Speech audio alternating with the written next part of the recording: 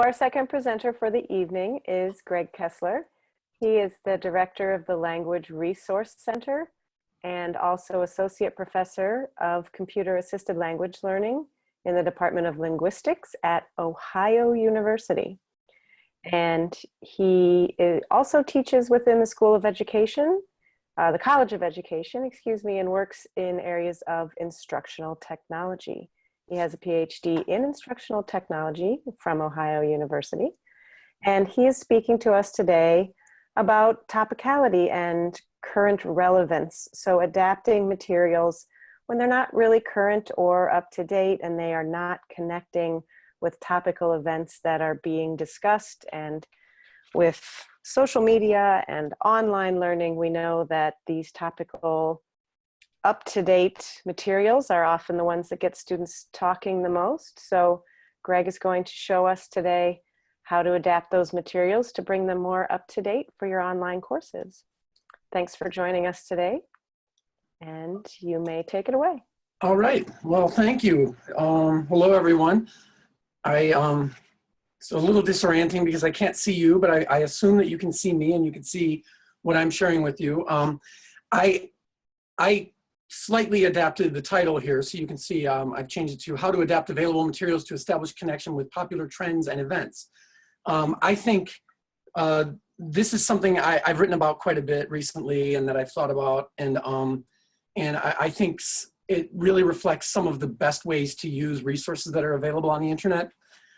So not only using those resources as a substitute, I mean the entirety of the digital artifacts that exist across the internet are fantastic language learning materials, usually when they're not intended to be used that way, when they're just the kinds of things that get us engaged in communicating with each other in our daily social lives, you know, outside of learning. When we can utilize those same kinds of activities and those same kinds of media artifacts in ways that make the activity really engaging and make students want to participate, I think is the best way to get them to practice extensively with the target language. So I'm going to be talking about some concepts that underlie this, as well as a number of tools and resources, and I have many, many more tools and resources to share with you that you can explore on your own. And at the end, I'm going to ask you what kind of a lesson or materials you might create for a class yourself. So keep that in mind. So the idea of this is based upon this concept of participatory culture, which is really an underlying premise behind the way that we use social media in our daily lives. And this is largely credited to this fellow you see on your screen, Henry Jenkins. And he came up with these 5 characteristics for participatory culture, which I think are a really good way to get started thinking about this. There's a relatively low, yeah. Sorry, Stephen here. We're not seeing Professor Jenkins on our screen. We're still seeing your title slide. Really? Mm-hmm. Okay. Now we see him. Oh. However, I just minimized him. Well, maybe I'll keep him small. He doesn't need to be big for me. The margins are now cropped. We can't see all the text on the slide. You see him now? It's the same. It's still kind of small, and the margins are kind of chopped. Any way to drag it bigger? Let me see what I can do. Does that help? Yes, that's ideal. Okay. Thanks. Okay, thank you. So these characteristics should be familiar to you, because if you use social media at all, these are the kinds of things that that you do without thinking about them. There's a strong support for sharing your creations with others. In fact, we feel compelled to share things with others. So this is part of what makes this participatory. We are not only receiving information, we feel like we need to also contribute. There's an informal mentorship. People let each other know when they're doing something that may be pragmatically inappropriate, or maybe they offended somebody, maybe they shouldn't be yelling in all caps. There are ways that they help each other participate in a more meaningful and effective way. They believe that their contributions matter. I mean, after all, if you share things with your friends, you probably will stop doing that if you think nobody cares about what you share, right? Sometimes you see these desperate pleas that people have on places like Facebook, you know, I know nobody's going to read my post and blah, blah, blah, but please, if you do, you know, write something. So I think we have this underlying premise that our contributions matter, and we care about others' opinions and self-worth. And really important is this last idea that not every member must contribute, but all must believe they are free to contribute when they're ready and that it'll be appropriately valued. So I didn't learn about this concept from him. I learned about it from this other book that Clay Shirky wrote, which is all about this idea of cognitive surplus. And this is an idea that we, if you ever ask yourself, how does somebody have the time to do X? That's this premise of cognitive surplus, and it results in, you know, all the cat videos that you see on the internet and everything else that is just proliferates across the internet. And it's surprising that people have so much time to be engaged in this co-construction of content. And I think we ought to make them engaged in a way that helps them practice more language. So I want to share some characteristics of the kind of language and the kind of activities that exist in this culture. Social and new media are ideal contexts for participatory culture. Participatory culture expands the potential for collaborative and constructivist learning. Social and new media are ubiquitous in our lives today. And the artifacts of social and new media are rich and compelling. So I think we can not only get students to be engaged in these actual activities that are the same things we do within social media spaces, but even talking about or writing about or thinking about the artifacts that are left over, the digital remnants of those kinds of activities can be really engaging prompts for language production.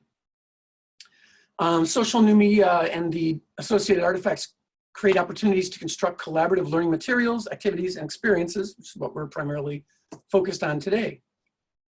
And they cultivate contexts and artifacts that are linguistically rich, authentic, diverse, complex, compelling, evolving, and participatory. So I'm done with all the text on the screen. Now we're going to look at some examples of things, okay? So this first one, one of the ideas behind this, I think, is to use current trends in your teaching. And hopefully you can see that whole screen. Should I pull that out? Is that better? I'm not sure what. Both ways are okay. This is, okay. We can see everything, including the buttons this way. Awesome. Okay, good. So one of the things about this is one of the most current, interesting, compelling topics is actually talking about social media itself and our practices within that, and talking about that in the target language as you prepare people to engage in whether it's authentic social media practices or some sort of hybridization of a face-to-face version of that or a reflection on those practices. One of the things that helps you as a teacher gathering those things for materials is to know how to keep up with trends on social media. So in the list of resources that I've shared with you, I've shared a number of search engines and aggregators that actually keep up with current trends in social media. And keep up with current trends in society and in general. So I think that's a really interesting thing to do, not only to gather that material, but to also then possibly discuss this whole thing in more of a kind of a metacognitive way. So this is one that is actually searching for current social trends. I happen to have a teenager, so that helps. I also interact with university students every day, so that helps. They bring their own things to me, but sometimes, you know, I need to find something on my own, and these are really helpful resources. Another way that some people have thought about gathering these kinds of authentic materials for educational use is to refer to them as digital or virtual realia. You know, you've all heard of realia, I'm sure. So it's bringing real things into the classroom. I'm looking around my office for something. You know, I have a coffee cup, so I could bring this in. You know, people have, you know, collections of plastic fruit and all kinds of other things that they gather. I used to have a really large collection of physical objects that I would share with all of the teachers in my school. But now this virtual realia is all around. And so EDUCAUSE, this page that you're looking at now, is one place that has kind of gathered a really large collection of these. So that's an interesting thing to look for. This is one of the most current trends that I think is fascinating. I'm not sure if you live in a place where this has been happening, but you know, there are random clown sightings all across America. I think you could get some really interesting discussions about why is this happening? What are these people hoping to accomplish? Are they putting their lives at risk? We've actually had some cities in Ohio that have banned people dressing as clowns this Halloween because they're worried about the potential threats that may exist. And it's really interesting. And it's one of those weird social phenomena that you wouldn't have anticipated just a year or so ago that is happening. I don't know if it's happening in Hawaii, maybe. We have some other phenomena. We have this very interesting presidential election. Of course, there are lots of different things that you can talk about in whatever language, and you'll notice one of the things about a lot of the things that I'm sharing are they're linguistically independent. So it's really largely image-based in many cases, so it can be used for any kind of language classroom. And I think that's really nice that these artifacts have that flexibility. I think you can have a conversation about the nature of these debates or how the debates are being managed and how the language has gotten so extreme without having to take a partisan stance or getting people too upset about things. But maybe that's not possible. So you could always just talk about the approach of the people who are like moderating the debate and what they do in this process. It's the kind of thing that a lot of people are really interested in right now. But of course, you know, a year from now, they probably won't be. So the timeliness is really, really important. That's the kind of thing you won't find in any textbook because there's no such thing as timeliness, right? There are a number of other interesting potential topics around this. I happen to be a native of Chicago, so I read the news in Chicago on a regular basis, and came across this, that you will be able to show up at a polling place and register and vote at the same time. That's an interesting topic. That's not something we can do everywhere in this country, and it may really change the procedure. You may have students from a variety of other countries. You could talk about these kinds of practices in their countries or in countries where the language that you're teaching is being taught, and there's a lot that could be done about this. What are the implications? One of the things that I think are really interesting, really low bar for getting involved in having students do these kinds of activities is to make something as simple as like a meme. It's basically a picture with a little bit of text. Now this happens to be a little bit more than that, but it resembles it very much. And I'm not sure if any of you saw this debate, but it captures the moment very well. And I think there's a lot that could be talked about with that. But we're not here only to talk about the presidential election. That's just one example of a very current topic that people are very interested in. Again, I mentioned the idea of people being interested in talking about social media and how they use social media.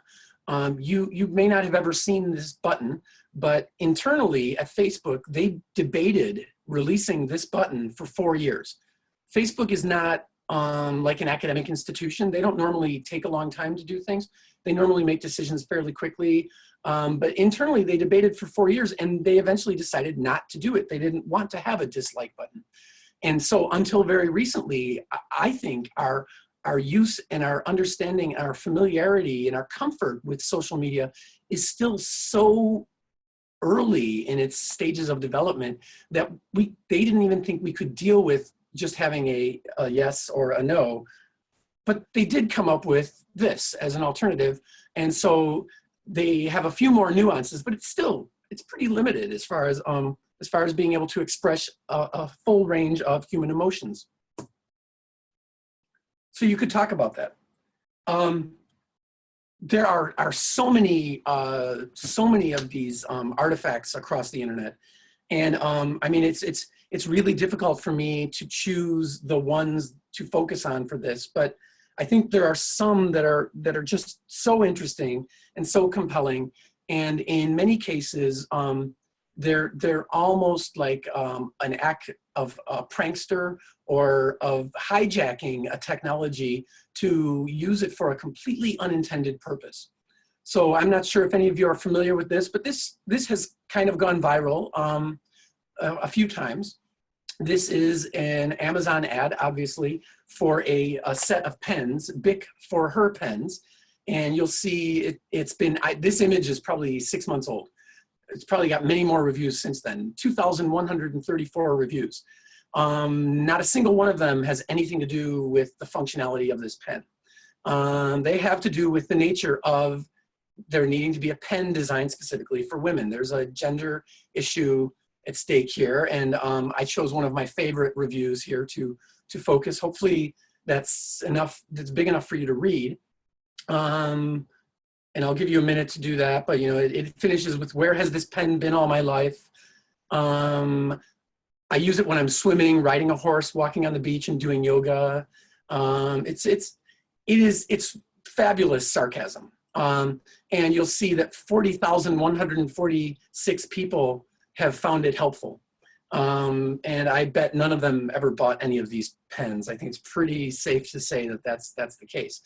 But I think even using this text as an illustration of this issue to introduce it and then discuss it in any number of languages, or find other products that students can write reviews about in whatever language that maybe you just share within a class, or you create another context where they can do that. I think there's so much really interesting and fun potential.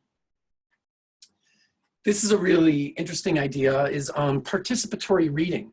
So this is a book that was edited by Henry Jenkins. You may remember him from the first slide. And this is this idea of taking literature, or you could really be taking any story, any movie, anything, and having students remix that and retell that in a variety of ways. Now, in this case, the students they're doing this, they're reading this together and collaboratively constructing new readings. We'll talk a little bit about fan fiction also, which is a similar thing, but it's just one of many more ways to kind of create these collaborative, constructivist, participatory experiences. There's this obscure website, Wikipedia. You've probably never heard of it, but I can show you something new. And it gets a lot of criticism in education because you shouldn't be citing it in academic papers. I agree. We probably shouldn't have ever cited any encyclopedia typically for academic scholarly work, but it has a lot of really interesting potential. So this is Wikipedia. It's just got a different filter. It's called WikiWand. I use this in Chrome in order to it just makes it look a little nicer. But this is the entry for the town where I live in Ohio, where Ohio University is. And there are many other possible topics that you can choose. You know, there are millions and millions of topics. And you'll find many things in English. As soon as you switch to another language like Korean, you will see how brief the entry is. This entry is just waiting for someone in this town, or if it's a different entry about a different town, or any number of topics that are controversial or interesting, or maybe contemporary, that are just waiting for additional information to be added by students in the real world, doing an authentic task and contributing to real world content. Even better, if you are doing this in Spanish, you will notice my favorite thing about Wikipedia is what's happening behind the scenes. And that is this talk. There's a discussion behind every Wikipedia entry about the content of that entry. So you'll see if we go back in the Spanish entry, it is much more, it's more concise than the English entry, but it's a lot longer than the Korean one. But when you go into the discussion about this topic, there's nothing. So this is a great place for students to go in and write a question. Can you tell me something about, you know, one particular aspect of this town, or who knows? And with will definitely be a response from real human beings with real authentic abilities to communicate with them. And the best thing is they get feedback on what they write, and it's not coming from the teacher. I think it's a fabulous combination. There's also the revision history. So you can visit the entire history of any entry, and you can compare versions throughout time, or you can see how it's changed. So students can even be looking in the target language at how the language of an entry has become more sophisticated or dealt with a variety of nuances, other things like that.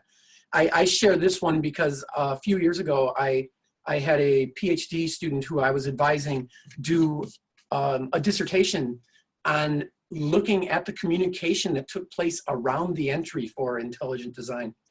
You can imagine that was a lot of fun. So I mentioned fan fiction. I imagine a number of you have heard of fan fiction. So the idea here is that you can take a story, a movie, anything from what is called fandom. So for example, if you are a fan of Star Wars, if you are a fan of Harry Potter, then you can be engaged in writing about that or speaking about that or creating a movie about that in the target language. It allows you to be engaged in something that you are already interested in, you know a lot about. You have this schema already, and you get to do something really creative with it. So Harry Potter is a good example. There are over 5,000 full novel-length Harry Potter stories on the internet that were not written by J.K. Rowling. And a lot of people who are fans of Harry Potter and fan fiction have argued that many of them are better than the ones written by J.K. Rowling. And so that's really interesting. And you can find this for any kind of topic that people are into. With Harry Potter, for example, you may take the story and you relocate it. So what if the University of Hawaii was Hogwarts, right? What if you introduce a new character into the story? What if, well, it takes place in Spain and of course everything's in Spanish. What if you write a story that takes place before the existing story or after the existing story or in some sort of parallel universe? There are a number of websites that can support you in this kind of activity, and no limit to the kinds of suggestions that people have. That can be a lot of fun. Another example is digital storytelling. So you can watch this video if you want on your own, but it's just an example of a digital story that a student wrote instead of writing a conventional composition paper. We have a freshman composition class here that uses digital storytelling instead of writing standard compositions.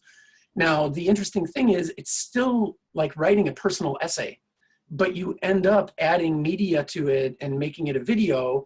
And so you still go through all the editing, all the revision processes that you would go through, but it's much more interesting for the student who's doing it because, well, it's novel and they enjoy it more. It's also a lot easier for all of the other people who are going to be watching it, like their peers and their professors or instructors, because it's a lot easier maybe to watch 40 short videos than to read 40 more papers after we've read so many papers, you know, all of our lives. So just it's a new way of engaging with this kind of activity. One of my favorite tools is using things like Google Docs that allow for simultaneous participation. So this is a little video that demonstrates what it's like for 5 people to be simultaneously writing within one document.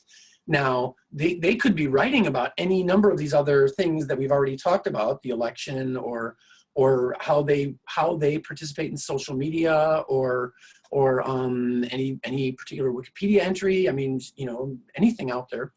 And this allows you to see what other people are writing as you write. Now, I imagine some of you have seen this too. I've written quite a bit about research that I've done in Google Docs and similar tools. And I think it's really fascinating that this is changing how we write, because I may not know what I'm going to say for a moment, and I can watch what somebody else writes, and maybe that inspires me to write something that I wouldn't have thought about. Maybe it helps me think of new ideas. Maybe it helps me kind of negotiate the things I was thinking about and how I'm going to present them. You'll notice in this video that all of these writers are writing on a separate section of the document, and that was intentional. I gave them each a different heading to write under. So that was one way of keeping it kind of manageable. The very first time that I tried this out in a class, I had 30 students writing in a document all at the same time. So people were deleting each other's letters before they finished words. I don't really advise that. So here's an example of a meme that, again, it's a really low bar, really easy way to introduce these kinds of activities. And it doesn't have to be on the internet. This could be in a classroom. Students could bring in their own pictures. You could provide them with pictures. You could give them text and pictures, and they have to match them and then explain them and discuss them. I mean, there are so many different ways that you can organize this as an activity, but it's something that could be done at kind of the beginning level in many cases. And this is a simple image with one question, but it could serve as the prompt for an entire course. It's not a simple issue. It's very complex. And that's an interesting thing about the potential of things like memes. This is something you probably are familiar with. Minecraft is, well, if it was a country, I have been told it would be the 5th largest country in the world. It's an interesting thing. Unfortunately, World of Warcraft would be larger, but Minecraft is something that people, teenagers and adults, play all over the world.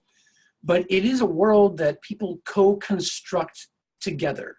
They co-construct it completely from nothing up to everything that's in there. So while you're engaged in communicating with each other, you're also actually building the world around you. From minerals up to everything. You actually have to mine for minerals to make everything. And we have, hold on. In my labs, we have a room that looks like this, and you can play these games or any number of other things in this, this virtual immersive space. So you're surrounded by the visual of that space, whether it's Minecraft, or we have had French classes that use this inside of Google Street View, and they're walking down the streets of Paris before they go on a study abroad. So there's no limit to the creativity there. We have a composition class here also that takes place inside of Minecraft, and the students build their world together and they journal about it, and they write the story of the creation of their society and the destruction of their society. The interesting thing inside of Minecraft is that it's like regular human society, except it functions at a very accelerated pace. So civilization rises and falls much faster than it does in real life. And that gives students a lot to write about. This has consistently been the first section that is full. It's a freshman composition class for international students writing in English. And it's consistently been the first section full because the rumor gets around how much everybody loves this class. It has the added element that is also a popular current trend, that is it takes place inside of a zombie apocalypse. And the students have to work together in teams to survive the zombie apocalypse. It's a really interesting idea. And if you want to learn more about it, you can search for this, and there is a YouTube video that is describing the entire thing. That was a conference talk at Calico, I believe 2 years ago. It's another really interesting project that is thinking outside of the box and taking these resources to a new level. And this is Mentira, which was a project at the University of New Mexico that instead of taking students on a study abroad to Spain, which they have done in the past, some faculty built this game using the Eris game engine, which allows you to build mobile games fairly easily. And they actually built this murder mystery that took place in the Spanish-speaking neighborhood very near the University of New Mexico. And so students were not only playing this game, but it was actually based on real historic events that took place. And they were going out in the community and actually speaking to real people. So that's something I think is really exciting, and there's a lot of opportunity for not only being inside of the technology and communicating with people there, but using the technology to find really compelling, engaging ways to interact with other people face-to-face in ways that you never would have otherwise. An extension of this kind of a game is just this concept of augmented reality. We've been working on this a little bit here. And we have our campus tagged in a number of less commonly taught languages. So you can go to a number of buildings on campus and you can read things. You take your phone and you point it at a sign and you can read the sign in Swahili or Wolof. And that's pretty exciting. And if you're not really familiar with what this is the idea behind Pokemon Go as well, which you know has kind of taken the world by storm. And this is augmented reality is something that people have been working on for a number of years, and Pokemon Go just kind of pushed it into the stratosphere. But here you can see this is a really interesting illustration because this shows many different layers. And the Google Glass project was built around some of this as well, where you could have a layer of information about historic locations in the area. You could have a layer of food available in the area. You could have a layer of crime. You'll see there's a robbery in the middle of the screen. There's it says 270 feet west, 18 days ago. So you can choose to turn on and off each of these layers. So like I said, we have our campus tagged in a number of places. You could turn on Swahili and turn off Spanish, and depending on who's using it and who is and what their needs are. So the idea that you can get all of this additional information in the real world again, so you're not inside of a computer lab or in a classroom. You're out in this space where you could be doing something that's meaningful and experiential, but you're still engaging with the language in ways that you probably hadn't been able to in the past. One other thing that I like to do a lot with is maps. There are many, many different tools for making maps and aggregating maps and data in meaningful ways that we're using for science, for history, for all kinds of topics. I think we can also use these as compelling ways to engage people in discussion and writing and other activities for language learning. This happens to be a map generating tool that was created by National Geographic for education. And it allows students and teachers to make their own maps based upon all of this data that National Geographic has collected for years and years. So it's a really interesting tool. I think you can do a lot with Google Maps, with any number of other mapping programs as well. We had a mapping project here where we had like the equivalent of like pen pals or like email pals. And we had a group of students here in Ohio and another group of students in Japan, and the Japanese students were learning English and the American students were learning Japanese. And they would meet once a week and actually be sharing live a map of where they were. And they would make videos and tag that onto Google Earth. And then their partner could see a video of them walking around their neighborhood or walking to school or going somewhere they go on a regular basis. So instead of just writing about the story, they get to actually see this environment that's really meaningful to that other student. And it was a really successful and interesting activity. You've probably seen TED Talks. I use a lot of TED Talks in my classes about technology and communication. There really aren't any about technology specifically for language education, but I try to bring that part in myself for my students. But it's a fabulous collection. It is available in 80 different languages. And what I like, again, is this ability to get involved in this authentic discussion around these really engaging, sophisticated, and thoughtful topics. So I think getting students to be involved in these is wonderful. And again, these conversations take place in many different languages. Another digital artifact is things like podcasts. You know, I don't know how many millions of podcasts are out there, but there are some that just really go viral, like this one. I imagine some of you have watched Serial. This was a podcast about a murder that took place in Baltimore in the late 90s. And there was no evidence, but this person was tried and imprisoned.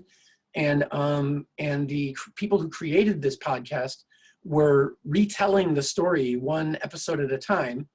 And they were gathering new information, but they were also using the audience of the podcast as like a crowdsourced opportunity to gather new thoughts about the murder. And this was so compelling. I mean, it's really just an engaging story as well. And this is another example of something that's being used in our classes. We have an ESL class that takes place here that is built. This is the textbook for their class. So there are, I think there are 14 episodes in this first season. So each week the students listen to one of these episodes, and it's an hour long. And then they're discussing it, they're writing about it, they're talking about what they think is going to happen next, and all of this stuff. It's really interesting, and it's told in a very kind of cliffhanger manner.